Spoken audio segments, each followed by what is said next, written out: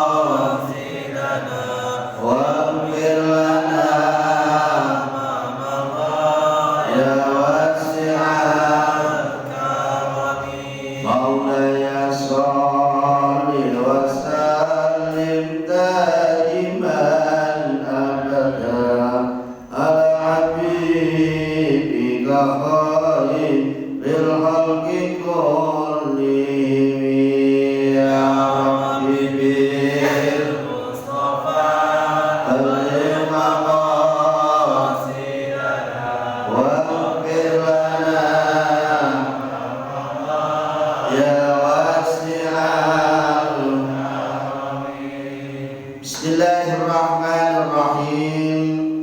Alhamdulillahi rabbil alamin. Wassalatu wassalamu ala asrafil anbiya'i wal mursalin wa ala alihi wa ashabihi ajmain.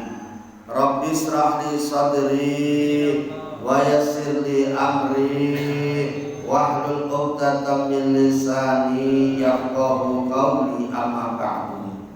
Yang saya hormati para alim, para kiai, para asatidz, segenap tokoh masyarakat, wabil khusus orang tua kita Bapak Haji Mu'alim, Ketua DKM Mushola Darussalam, beserta jajaran pengurus yang lainnya, jamaah sholat subuh, bapak-bapak, ibu-ibu semuanya, yang mudah-mudahan semuanya dirahmati Allah Subhanahu wa Ta'ala. Seperti biasa, mari kita selalu senantiasa berusaha untuk meningkatkan rasa syukur kita kepada Allah Subhanahu wa Ta'ala dengan memperbanyak mengucapkan kalimat alhamdulillah, alhamdulillahirabbil, yang mana Allah masih memberikan kesempatan kepada kita untuk berjumpa kembali dengan bulan yang penuh kemuliaan, dengan bulan yang penuh keberkahan, dengan bulan yang penuh pahala. Ini sudah kita rindukan 3 bulan yang lalu. Mulai bulan Rajab, semua orang Islam sudah berharap kepada Allah, sudah berdoa kepada Allah agar dipertemukan di bulan Ramadan.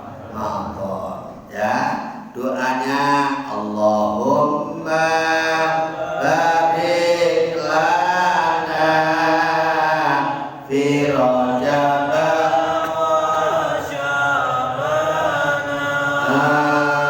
wa balighna Ramadan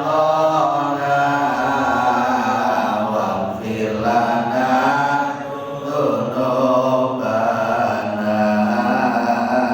wa balighna Ramadan waghfir lana. Ya Allah, berkailah kami di bulan Rajab. Ya Allah, berkailah kami di bulan Sya'ban, dan ketemukanlah saya, jumpakanlah saya dengan bulan Ramadan. Ini sudah kita rindukan 3 bulan yang lalu. Sehingga sehingga pagi ini Allah memperjumpakan kita di bulan Ramadan. Maka kalau kemarin kita awali di bulan Rajab, ibarat bulan Rajab ini adalah bulan untuk menanam. Ya, bulan Rajab itu bulan untuk menanam. Kita tanam amal kebaikan kita, amal soleh kita tanam di bulan Rajab. Bulan Sya'ban adalah bulan untuk merawat. Kita rawat, kita siram, kita pupuk, sehingga tanaman itu kalau kita rawat, kita siram, kita pupuk, insya Allah akan jadi tanaman yang baik. Maka di bulan Ramadan inilah kita akan memanen hasilnya. Jadi kalau kita awali dari bulan Rajab kemarin, ya insya Allah kita benar akan panen itu. Ya, Rajab kita sudah beramal, Sya'ban kita sudah beramal, insya Allah panennya jadi panen yang bagus di bulan Ramadan ini. Ya, tetapi kalau Rajab lewat, Sya'ban lewat, Ramadan ya panennya hasilnya ya kurang maksimal. Tapi kalau dia awali di Rajab kemarin, insya Allah panen kita akan jadi panen yang maksimal. Tapi insya Allah kalau ini kesempatan ini tetap kita gunakan dengan sebaik-baiknya, insya Allah kita juga akan mendapatkan hasil yang maksimal. Kalau Rajab kita belum sempat, Sya'ban belum sempat, nah Ramadan ini kita genjot dengan semaksimal mungkin untuk melakukan ibadah yang sebanyak-banyaknya. Ya, kenapa? Karena di bulan Ramadan ini banyak keistimewaan, banyak hal-hal yang sangat luar biasa, yang mana tidak diadakan, tidak diberikan Allah pada bulan-bulan selain Ramadan. Apa keistimewaan Ramadan?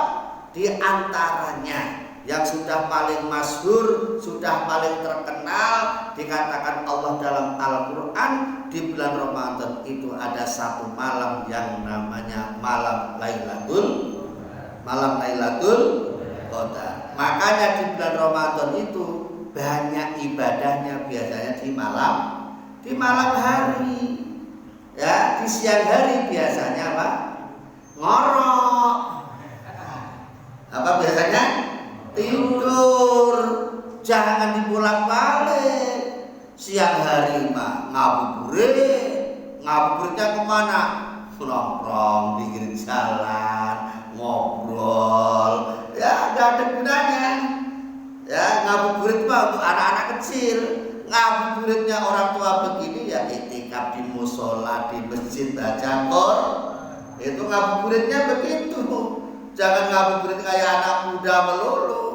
Apa jalan-jalan kemana-mana, ya kurang kerjaan namanya itu. Ya, ngabuburitnya harus beda. Boleh istilahnya sama, cuma kegiatannya harus beda. Itu. Nah, Ramadan ini rata-rata orang itu kalau banyak ibadahnya di malam hari, karena siapa tahu kita yang dapat Lailatul Qadar. Ya, karena sifatnya rahasia. Tapi semua orang berhak mendapatkan. Semuanya orang berhak. Jadi tidak kok hanya satu orang dapat, enggak. Orang yang ahli ibadah di Ramadan ini berhak mendapatkan Lailatul kalau dia mau beribadah. Nah, ini kadang-kadang juga salah kaprah lagi, jemput Lailatul Qadar. Jemputnya di tengah jalan. Ya enggak ketemu. Jemputnya Lailatul Qadar itu ya itikaf di masjid, di musola, rajin banyak baca Quran, zikir kepada Allah. Insya Allah ketemu. Apakah ketemunya itu tiba-tiba harus datang? Saya Lailatul Qadar. Enggak begitu. Nanti akan ada ketenangan hati, akan ada ketenangan di dalam hati kita ini, bahwa kita ini insya Allah akan dapat keberkahan setelah kita melakukan ibadah secara maksimal di bulan Ramadan.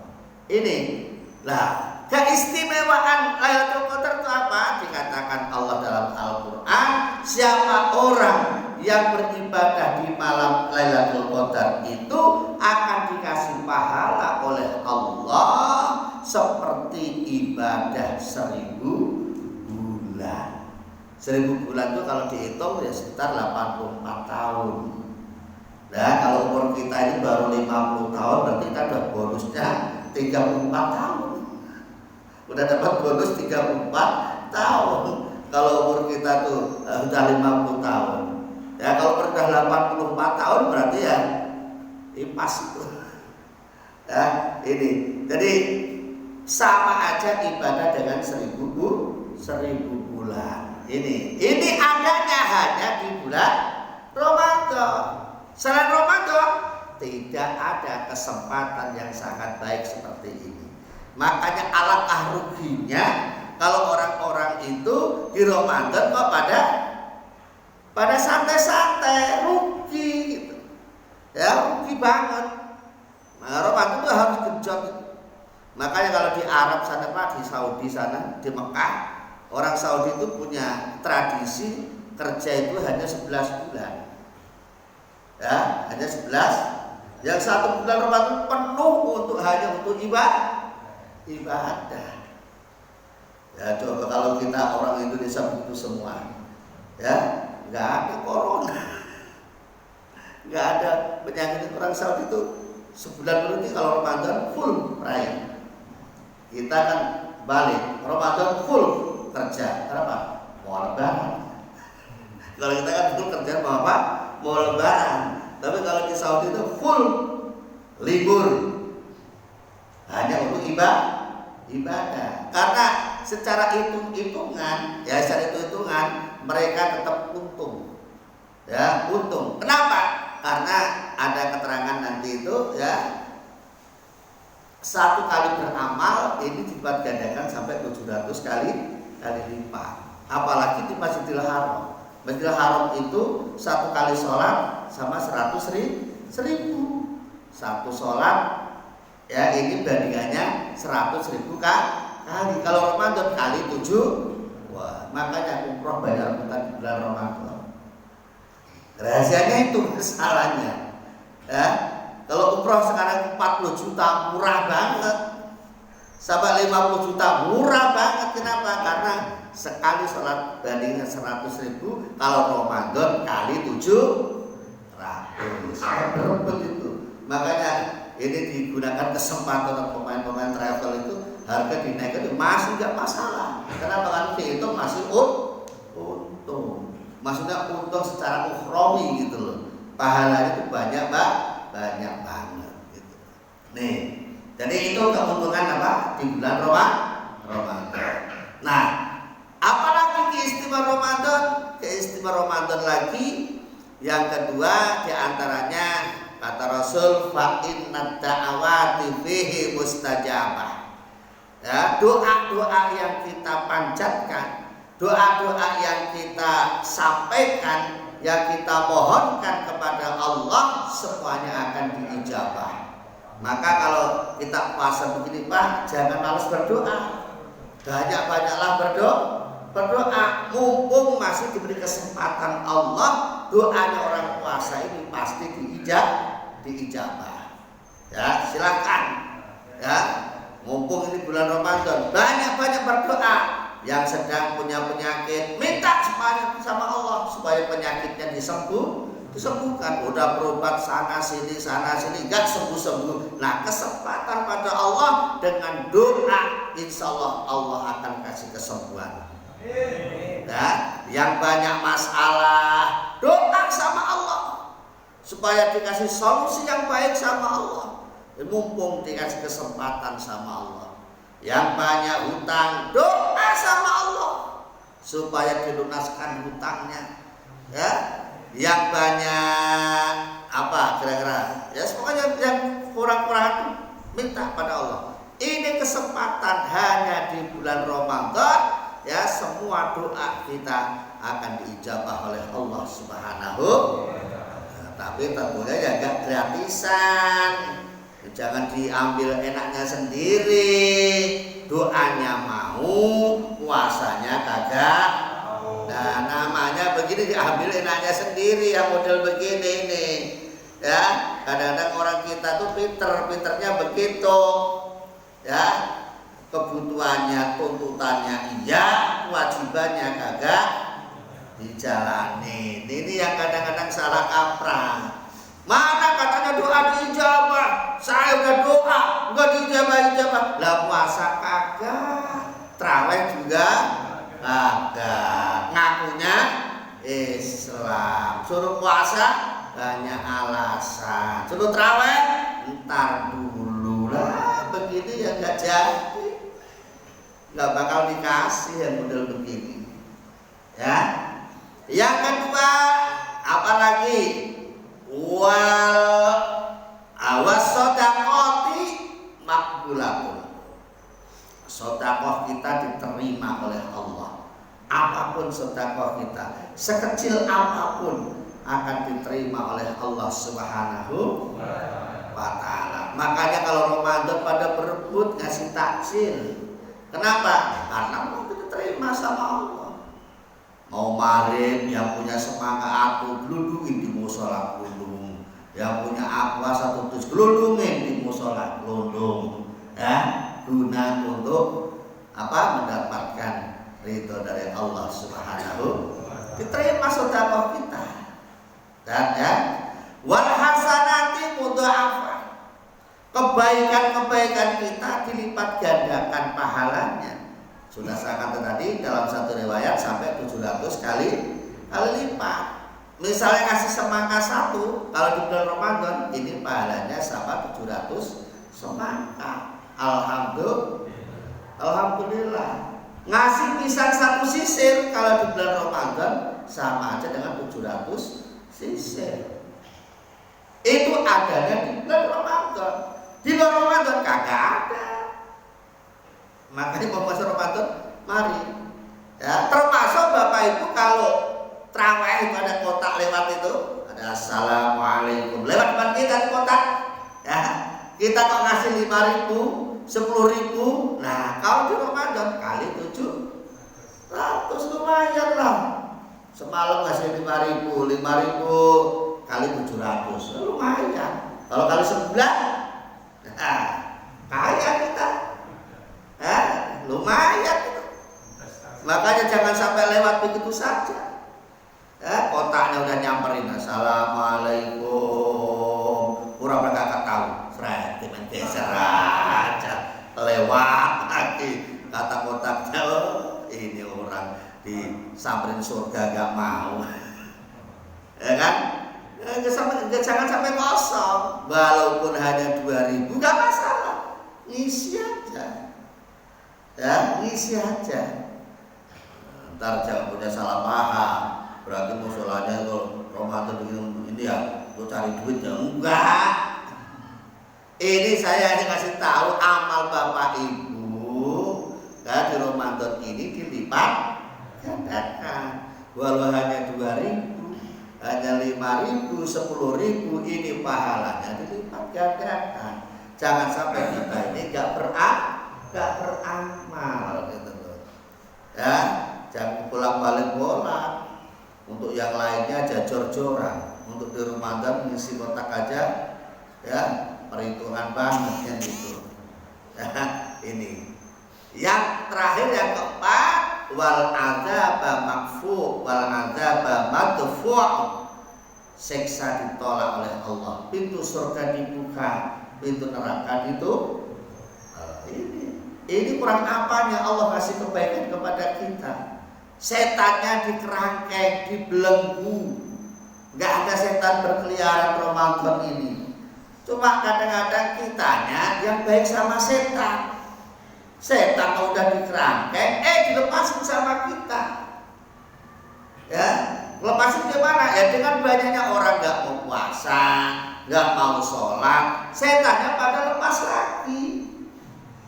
Makanya ini Allah udah kasih kesempatan yang sangat bagus. Kadang-kadang kitanya yang tidak mau. Setannya pada lepas lagi, setannya gentayangan lagi di warung-warung pada ngopi, pada ngerokok,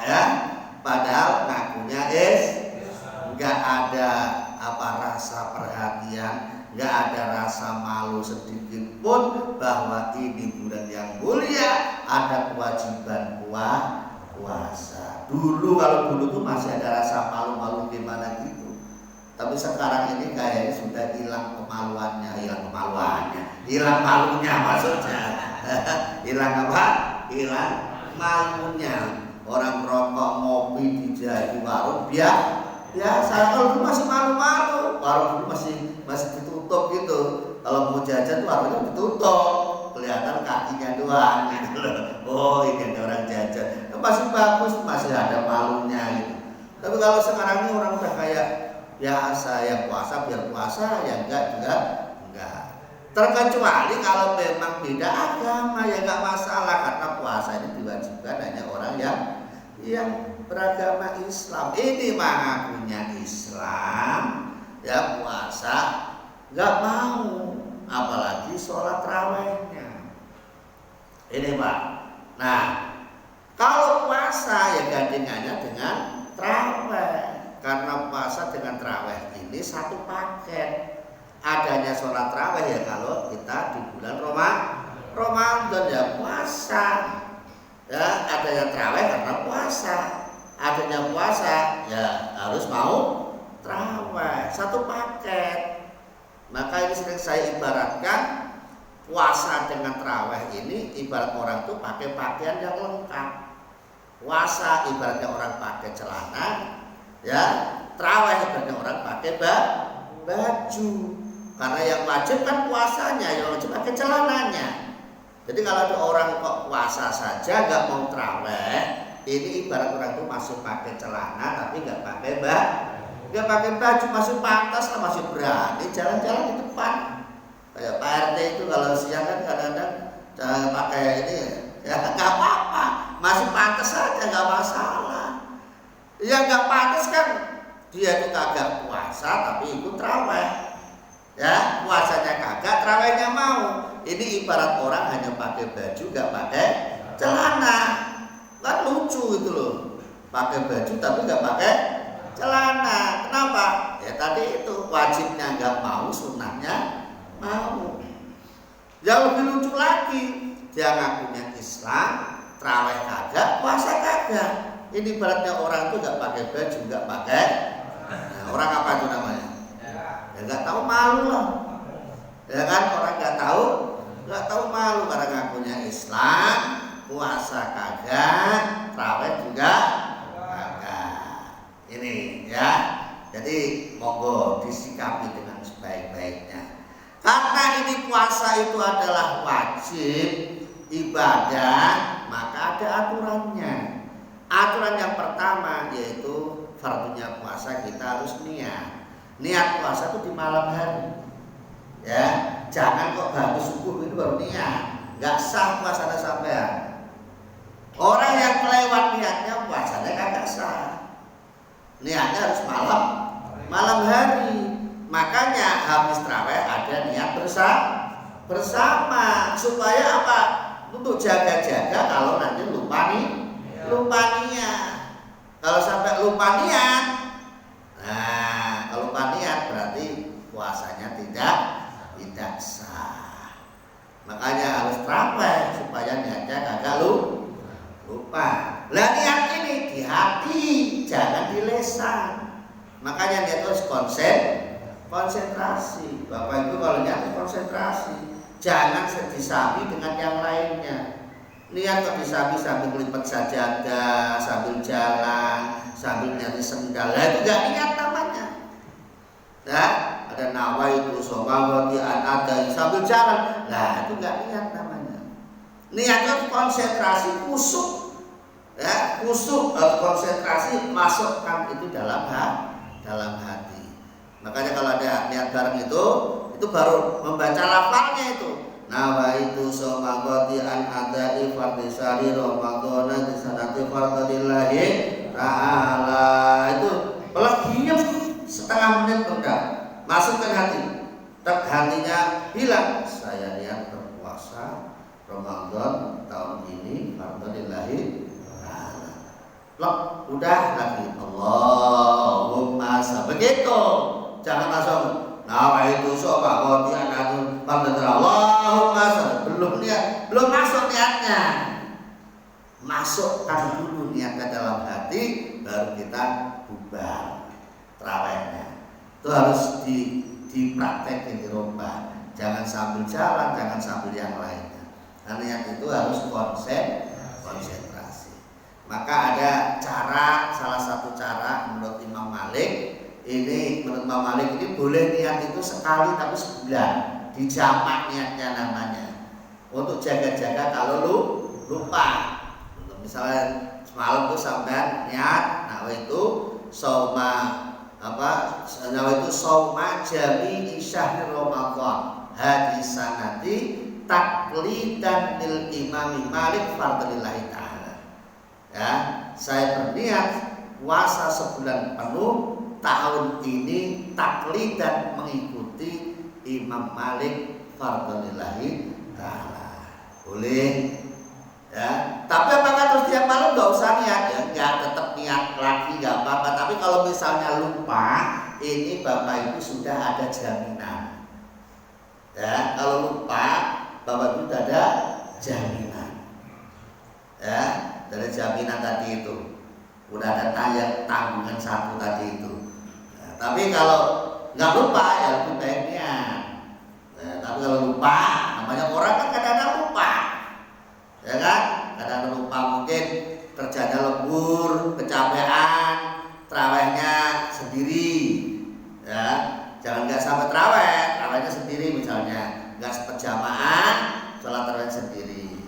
Ya, kalau nggak kuat yang 20, yang 23, ya ambil yang 11, nggak apa-apa lah, nggak usah ribut. Mau 23, mau 11, nggak usah ribut. Kalau udah biasa 23 ya 23, nggak usah nyalain ya. 11 yang biasa 11 ya udah 11 saja, nggak usah nyalain yang 23. Itu loh, yang nyalain yang salah 23 sok-sokan nyalain yang 11 ya salah lah. Apalagi yang 11 sok-sokan nyalain 23 lebih salah lagi, ya kan? Nah, lebih salah lagi. Maka ini nggak usah diperdebatkan. Kalau misalnya kok jamaah 23 ikut itu sholat sendiri karena kecapean, ambil paket 11 gak masalah. Yang penting jangan sampai tidak terawih. Ya, kalau jamaah kan bareng-bareng enak.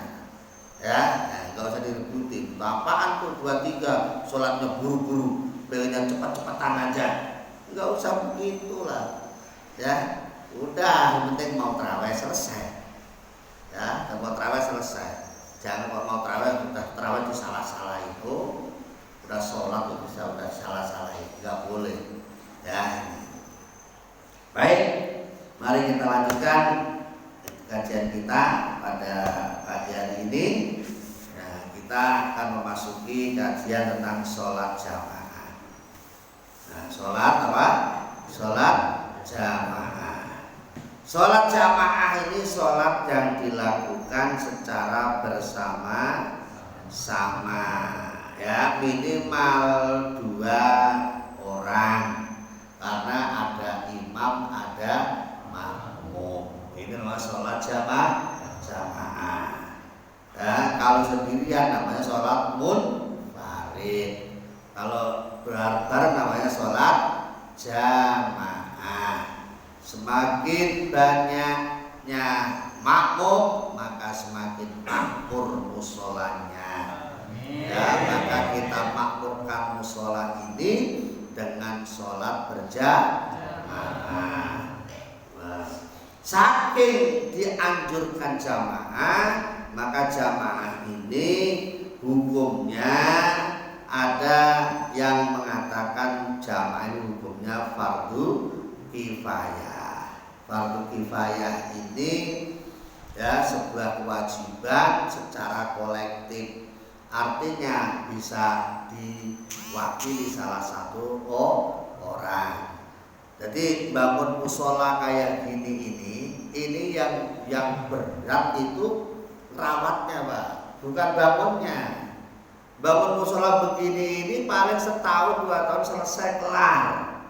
Ya, tapi kalau udah kelar jadi musola, nah ini yang berat. Kenapa? Harus ada ada perawatan secara intens, di antaranya merawatnya dengan sholat jamaah. Kalau sampai kosong, nggak ada jamaah di sini, ya, duhur misalnya kok kosong nggak ada jamaah, oh ya orang ini dosa semua. Kalau ada 2 orang yang jamaah, berarti sudah ada yang mewakili. Berat ya kira-kira? Berat. Maka jangan rebutan bikin masjid, jangan rebutan bikin musola. Ini ada rebutan bikin masjid, rebutan bikin musola, ngerawatnya kagak mau. Yang berat ngerawatnya. Makanya dulu itu kalau ulama dulu itu nggak boleh banyak-banyak masjid itu. Dan sekarang mah ini masjid, situ masjid, sana masjid, banyak masjid cuma kosong semua. Kalau adzan ramai gede-gedean speaker, tapi isinya dicek ke dalam yang jamaah paling banyak sebaris, ya, paling banyak sebaris. Enggak beda dengan di Mekah. Kalau Mekah tuh masjid segitu gedenya, luber jamaahnya. Kalau di sini kita ini masjidnya kecil, masih aja nggak ada jamaahnya. Karena yang berat itu keramatnya, bukan bangunnya. Itu. Maka harus hati-hati ini, harus rawat itu subuh, zuhur, asar, maghrib, isya. Ya, ini kalau ada yang mengatakan jamaah itu hukumnya fardu kifayah, kecuali sholat Jumat itu hukumnya fardu ain. Kalau Jumat fardu ain, karena nggak boleh sholat Jumat itu sendiri. Jumatan suruh sendiri, ya nggak boleh. Makanya kemarin pada salah kaprah, Jumatan suruh di rumah. Aku gimana Jumatan di rumah? Ya nggak bisa Jumatan di rumah. Jumatan ya di masjid, karena Jumatan syaratnya harus jamaah. Kalau sholat jamaah di rumah boleh sama istri. Kalau Jumatan ya kakak boleh Jumatan kalau di rumah. Ya gimana Jumatan di rumah itu? Nggak ketemu saya nalarnya gitu. Ya karena Jumatan syarat Jumat harus ada khotbah. Walaupun saya itu tukang khotbah, tapi kalau suruh khotbah sendiri kan gimana gak ada yang khotbah? Ya kan itu. Lah maka ini harus diatur ulang lagi lah, jangan salah-salah aja gitu. Kalau Jumatan harus di masjid. Dan Jumatan itu hukumnya fardu ain, bukan fardu kifayah. Nah, ada lagi yang mengatakan jamaah hukumnya sunnah muakkad. Sunnah. Ya sunnah muakkad, sunnah aja. Kalau sunnah berarti nggak sampai dosa. Nah, sampai pilih yang mana Pak Guru? Yang sunnah apa yang fardu kifayah? Kalau yang sunnah berarti ya nggak ada tanggungan. Tapi kalau fardu kifayah ada tanggungan. Ya, tapi supaya bagus ya jangan sampai kosong lah musola ini. Walaupun 2 orang, 3 orang adakan sholat jamaah di musola ini. Tuh. Nah, maka di sini hukumnya wa sholatul jamaati sunnatun muakkadah. Hukumnya yang disepakati para ulama jangan sampai fardu lah, sunnah aja. Sunnah muakkad ini agak ringan, tapi ada juga mengatakan fardu kifayah.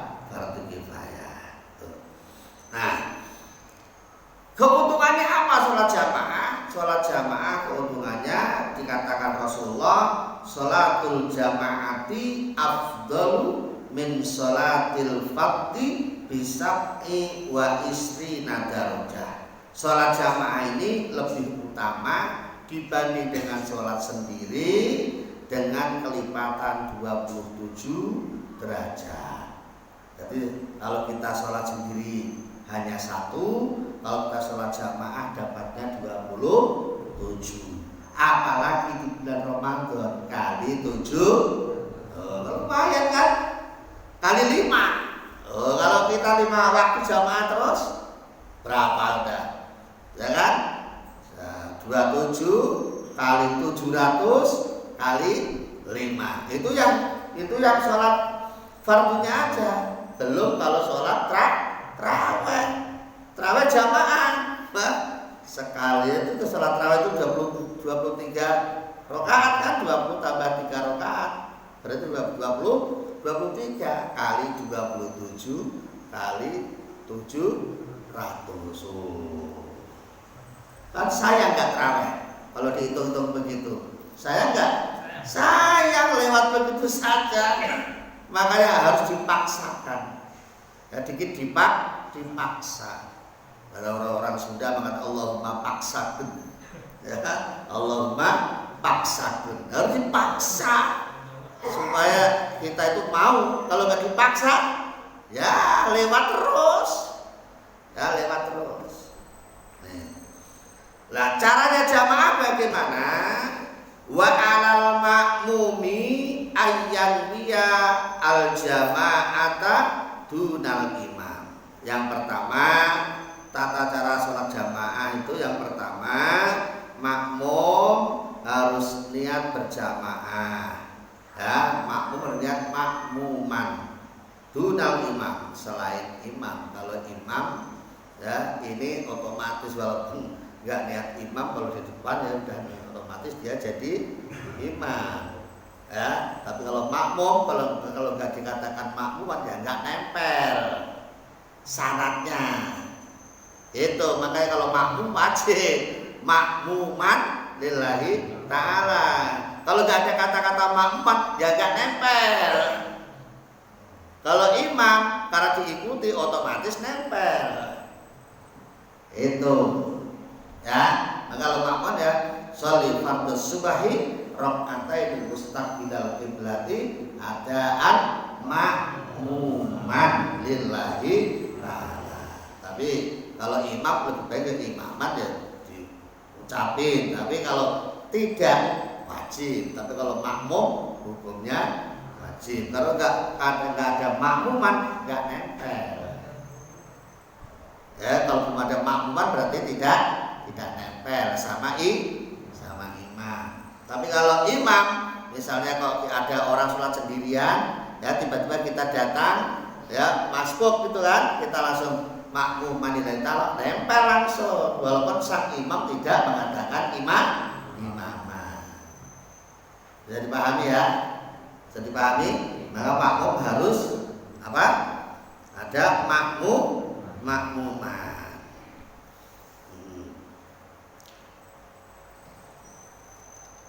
Terus yang kedua, aturan yang kedua, wa yajuzu dan boleh ayat tamma makmum al-hurru orang yang merdeka bil abdi dengan hamba sahaya, dengan budak, wal baligu orang yang sudah balik, bil murahiki dengan orang yang murahek. Murahek itu orang yang sudah mau balik. Jadi boleh bermakmum orang yang merdeka dengan orang hamba sahaya. Hamba sahaya ini ya budak, ya.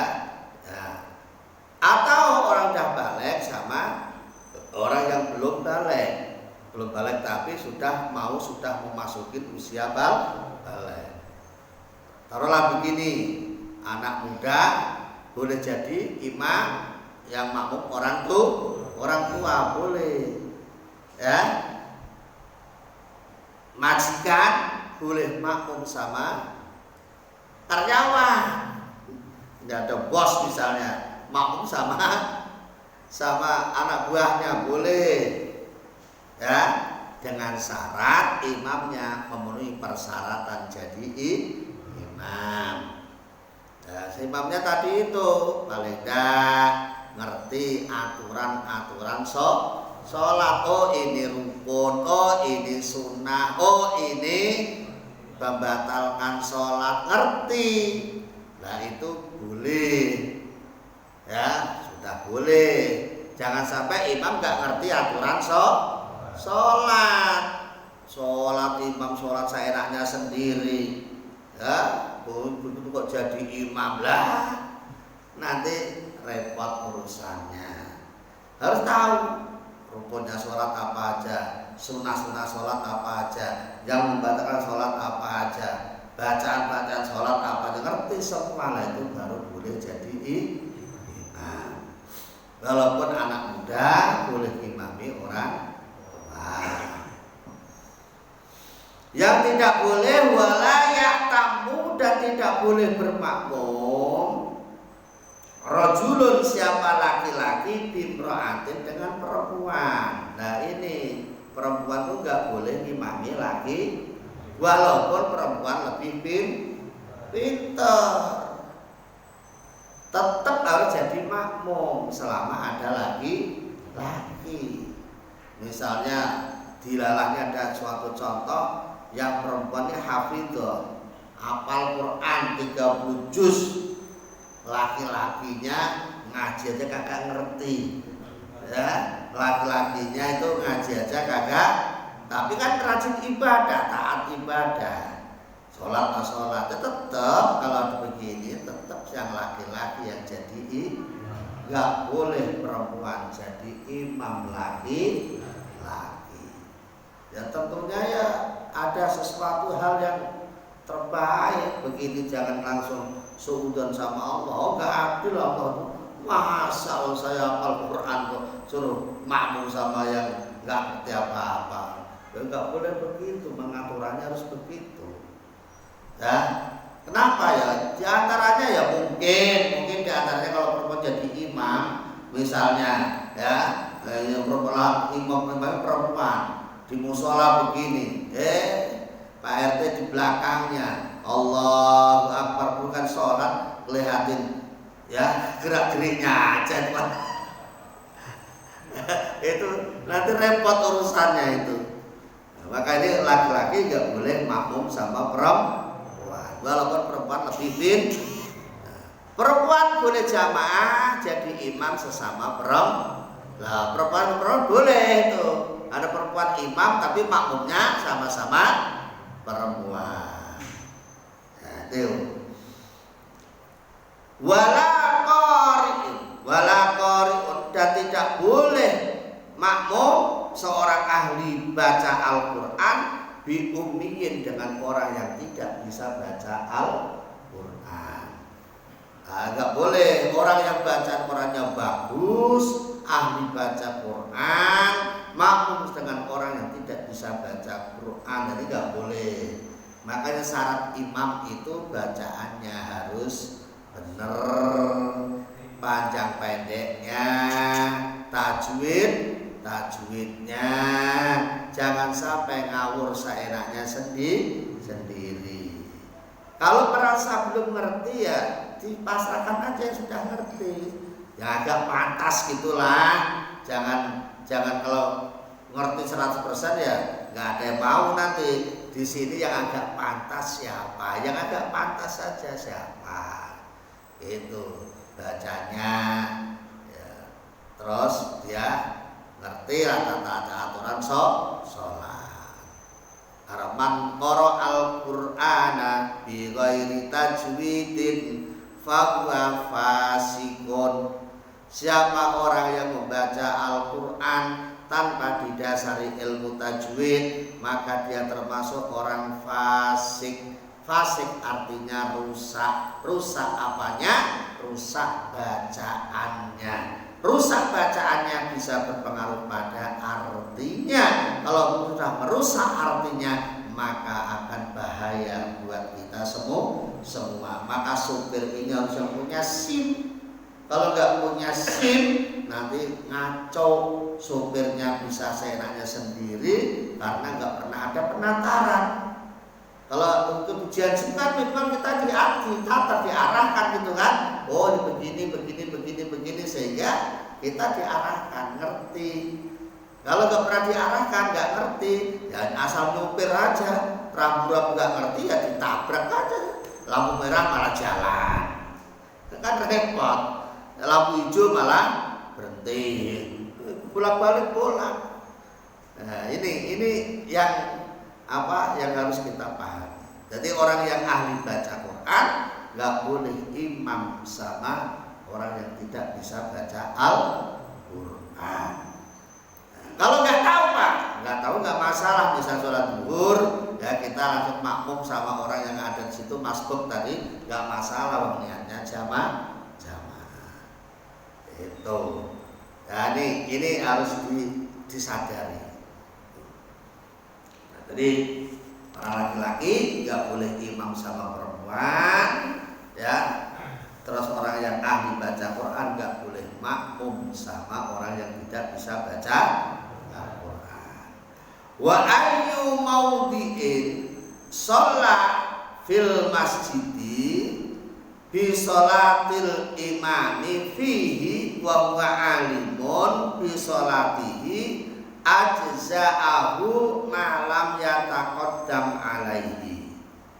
Wa ayyu maudhi'in, di mana saja tempat sholat fil masjid, dalam masjid, bi sholatil imam, dengan sholatnya imam, wa huwa alimun bi sholatihi, sedangkan orang yang makmum tadi itu ngerti sholatnya imam, maka ajza'ahu, cukup, malam yataqaddam alaih, selagi makmum itu tidak mendahului gerakannya imam. Jadi kita makmum itu boleh sholat di mana saja, ya, selagi makmum itu ngerti gerakannya imam. Selagi makmum tidak mendahului gerakannya imam, maka makmumnya tetap sah. Maka makmum ini harus nunggu komando dari imam. Kalau imamnya belum ngasih komando, ya jangan buru-buru. Ya, Allahu Akbar, rukuk ya rukuk semua. Sami Allahu liman hamidah, baru bangun. Ini kok makmum bikin aturan sendiri. Allahu Akbar, imam belum sami Allahu, makmum sudah berdiri dulu mendahului gerakannya imam. Nah ini ya nggak boleh, nggak sah. Nggak sah jamaahnya, maksudnya sholatnya tetap sah, tapi jamaahnya tidak sah. Kalau jamaahnya nggak sah, maka tidak dianggap 27, dapatnya ya hanya 1. Itu ya, dapatnya hanya dapat 27, makmum harus mau diatur sama imam. Makanya ini harus ikhlas diatur, maksudnya jangan bikin aturan sendiri. Ghairil maghdubi alaihim waladdallin. Amin. Nah, ini enggak bisa model begini ini. Ya, mendahului imam. Ya, ini harus ikhlas. Ya, terserah imamnya, salah sendiri suruh imam, gitu kan? Imamnya agak lama, ya memang itu haknya imam. Kalau nggak mau jangan jamaah, sholat sendiri aja kan gitu. Ya, karena kan imam tuh namanya orang tipenya masing-masing, ada tipe yang halus, ada tipe yang kasar. Ya, kayak Pak Uki itu kalau nyopir tuh ya memang harus kencang, mau modelnya begitu, bong gitu. Kalau nggak lari 150 nggak puas ya. Di jalan tol itu. Tapi kalau ada orang yang pelan-pelan ya, kayak Pak Ustadz Rusdi itu orangnya kalem. Bismillahirrahmanirrahim. Kalem ya, memang itu udah tipe orang tuh macam-macam. Jangan disamakan gitu loh. Ya. Nah, kalau udah jadi imam, kita harus sepakat ikhlas untuk dipimpin. Jangan mendahului imam. Kalau mendahului imam nggak sah jamaahnya. Kalau nggak sah ya sama aja kita sholat sendiri nggak dapat 27 tapi hanya dapat 1. Paham ya? Terakhir sekarang, wa in shallal imam fil masjid, jika ada imam sholat di masjid, wal makmumu, sedangkan makmum kharijal masjid, di luar masjid, qariban yang masih dekat minhu dari masjid, wa huwa, sedangkan makmum alimun itu mengetahui bisolati dengan sholatnya imam, wala haila, dan tidak ada penghalang, gunakan di situ jaza, maka boleh. Misalnya ada imam sholat di dalam masjid, makmumnya di luar masjid, tapi tidak ada penghalang apa, selagi makmum dan imam bisa komunikasi secara batin, lihat gerak-geriknya imam, maka makmum sholatnya sah untuk melakukan sholat berjamaah selagi tidak mendahului gerakannya imam. Nah, maka kata di ini ya, ada atas ada bawah. Nah, untuk membuka komunikasi ada semacam kayak lubang begini. Ini supaya apa? Tidak ada penghalang, wala hailah, tidak ada penghalang antara makmum sama imam. Ini kan di dalam, ibaratnya ini di luar, ini di bawah, ini di atas. Maka ada semacam lubang penghalang supaya tembus, ya, supaya tembus. Ini boleh, ya, tembus boleh. Pak, kalau ditutup misalnya, ya nggak kelihatan imamnya, nggak bisa.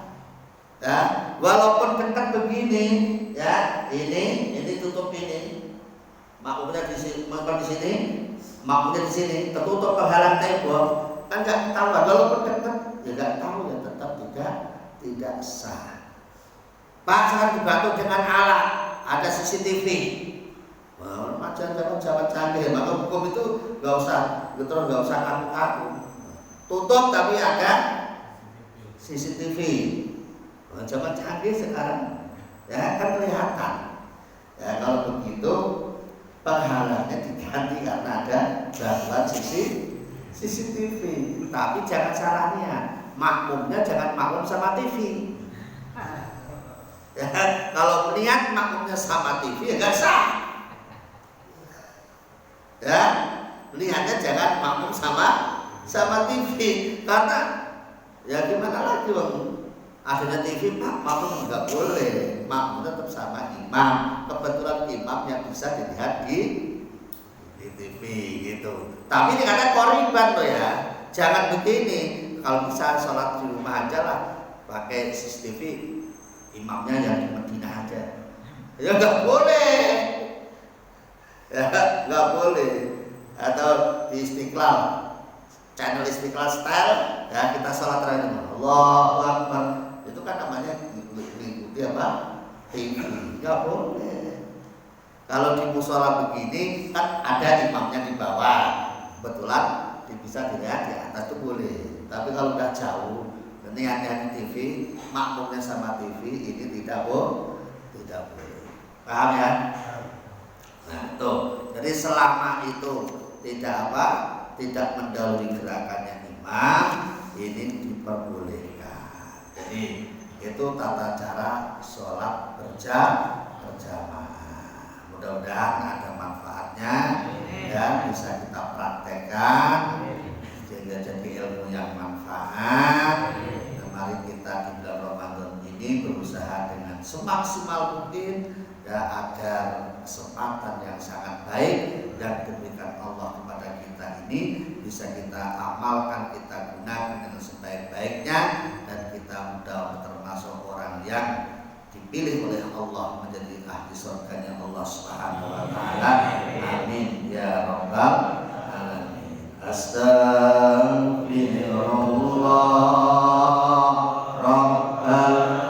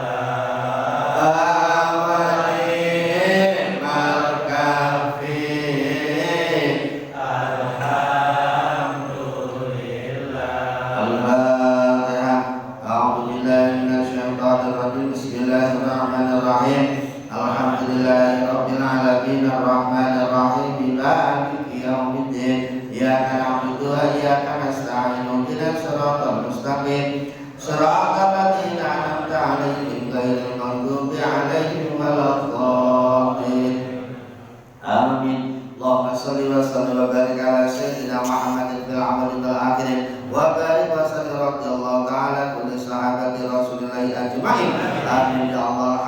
Alhamdulillahi Rabbil Alamin. Hatta yuafi ni'amahu wa yukafi masjidah. Ya Rabbana lakal hamdu kama yanbaghi li jalali wajhikal karim wa 'azimi sultanik. Allahumma shalli wa sallim wa barik ala sayyidina Muhammad wa ala ali sayyidina Muhammad. Allahumma ighfir lana wa li walidina wa li masyayikhina wa li jami'il muslimin wal muslimat wal mu'minin wal mu'minat al ahya'i minhum wal amwat innaka 'ala kulli syai'in qadir. Allahumma rabbana taqabbal minna siyamana wa salatana wa taqabbal du'ana ya Allah innaka antas samiul 'alim wa tub 'alaina innaka antat tawwabur rahim. Allahumma iftah lana bi futuhil arifin. Allahumma iftah lana bi futuhil arifin. Allahumma iftah lana bi futuhil arifin. Yassir lana ya Allah, yassir lana ya Allah, yassir lana ya Allah. Jami amrina min umuri dunya wal akhirah wa hasil maqasidana wa balligh muradana bil khair. Rabbana atina fid dunya hasanah wa fil akhirati hasanah wa qina adzabannar wa adkhilna jannata ma'al abrar ya aziz ya ghaffar ya rabbal alamin. Subhana rabbika rabbil izzati amma yasifun wa salamun alal mursalin walhamdulillahi rabbil alamin. Mohon maaf, wallahu muwaffiq ila aqwamit thoriq. Wassalamualaikum warahmatullahi wabarakatuh. Terima kasih kepada Bapak Ustaz Kiai Haji Zainal Arifin Rasul yang Agama yang telah menyampaikan dengan sangat bermanfaat kepada semua. Marilah kita doakan semoga Allah Subhanahu wa taala senantiasa memberikan kesehatan kepada dia. Amin. Terima kasih pula saya sampaikan kepada seluruh jamaah muslimin